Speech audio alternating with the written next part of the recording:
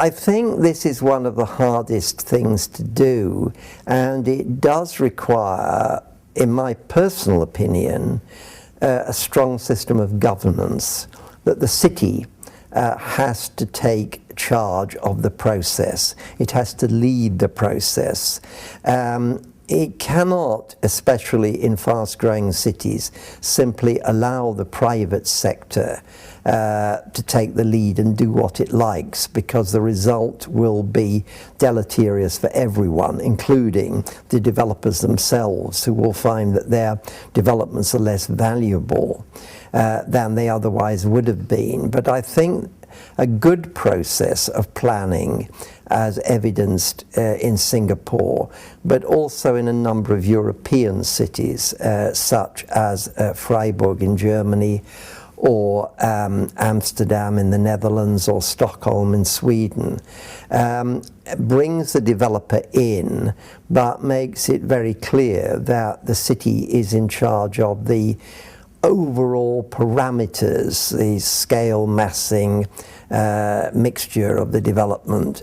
And once those rules are understood, then I think the private developers and the city can get on very well and create outstanding quality developments which are better than either could have ever achieved on their own.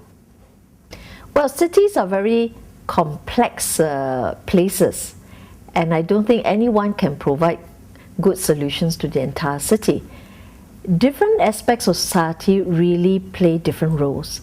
Government must take a leadership role and have good governance to put in place a structure that other people can operate in.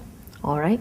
So apart from things like providing vision, a long-term approach to planning in a very integrated and holistic way, government must also provide the necessary infrastructure for the private sector and businesses to thrive. So government has a role in urban governance and leadership.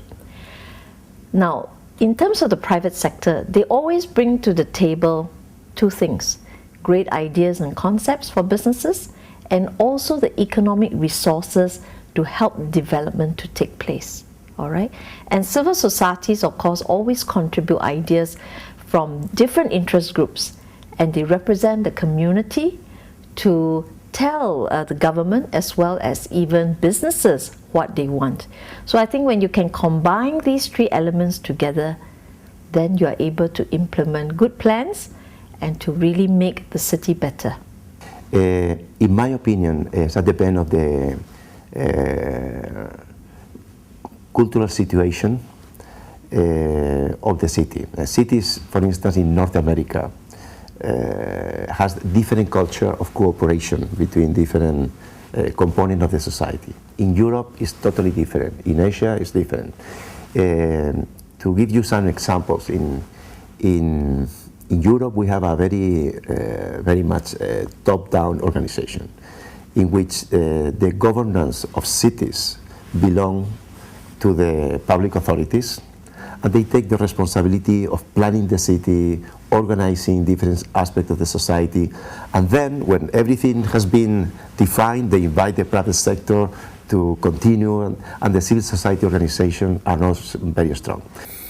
Yeah, as a planner, I want to put it this way, that while the government takes a lead on macro issues, consulting the private sector all the time, the job of a government in planning is to create a perfect stage for performance. In other words, we have to get everything working in perfect order. But the government must know that it has to stop there and let the private sector to act out life's drama. The government should not dictate the people how to act out their life's drama. I think this kind of combination would be a very healthy one. And this basically has been the story of Singapore.